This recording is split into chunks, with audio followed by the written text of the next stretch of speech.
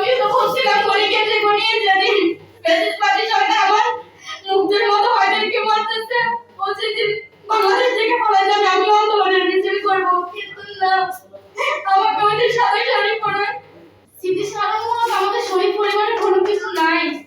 কারণ আজকে 4টা মাস আমরা ঘুমাতে পারতেছি না। আজকে 4টা 5টা মাস আমাদের কানে এখনো বাজতেছে ওদের ঢাকগুলো। কাকে বলবেন, কার কাছে আমরা বিচার দিব?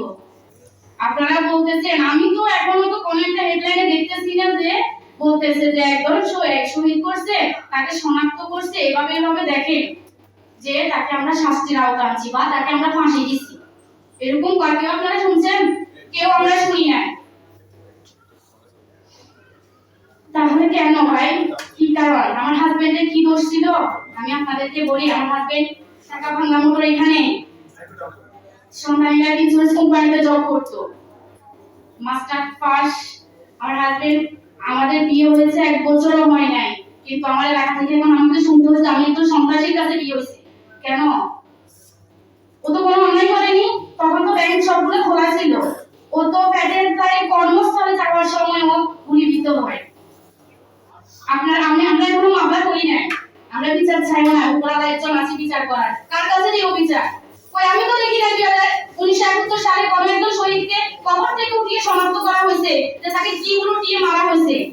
আমি তো এটা দেখি না। আমার এখানে ভিডিও ফুটেজ আছে যে আমার স্বামীকে বাংলা মোটর কিভাবে গুলি করা হয়েছে অফিস থেকে যাওয়ার সময় ছাত্রলীগের। তারপরে আমাদেরকে বলতেছে যে ওকে কবর থেকে উঠাবে। কেন ভাই?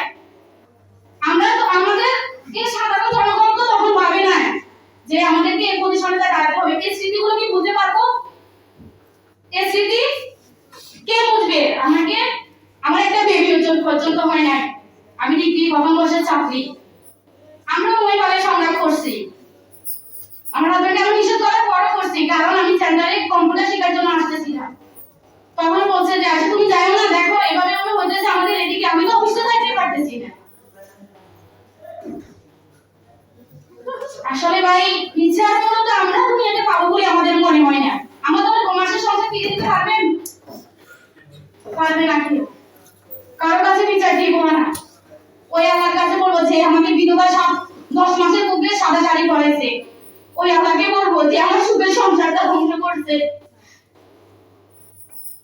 আমার শ্বশুর শাশুড়ি ভাই কেউ নাই, আমি আর আমার হাজবেন্ড ছিলাম সুখের একটা সংসার। সবাই তো সবার কর্মস্থলে যাইতেছে, সবাই সবার বাসায় যাইতেছে, আমার কাছে কি আসতেছে? কেউ তো এসে খোঁজ নিয়ে দেখতেছে না। আমার পাশে অনেকে বলতেছে, বলছে টেনশন করে না, আমরা আছি তোমার পাশে। আসলে কেউ নাই, আসলে আমরা নিঃস্ব।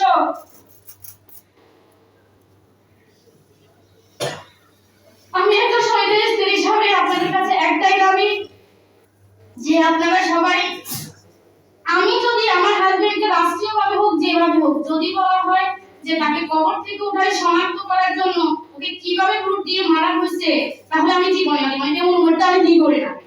কারণ সে একটা ব্রুট নিয়ে কবরে চলে গেছে, ওর বুকে যে ব্রুটটা আছে এখনো সে বানাচ্ছে। আমি চাই কি আমাদের জন্য আমি যেন ওটা হারাতে পারে, কারণ